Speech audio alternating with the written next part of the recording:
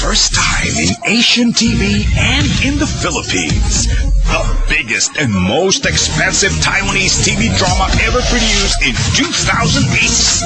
Sa kauna-unahang pagkakataon, napagsama ang tatlong hot superstars ngayon sa buong Asia.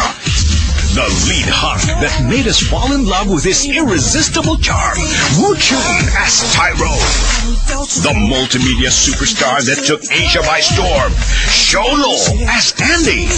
And the ultimate heartthrob that started the Pinoy Asian novela craze, Jerry Yan as Cody.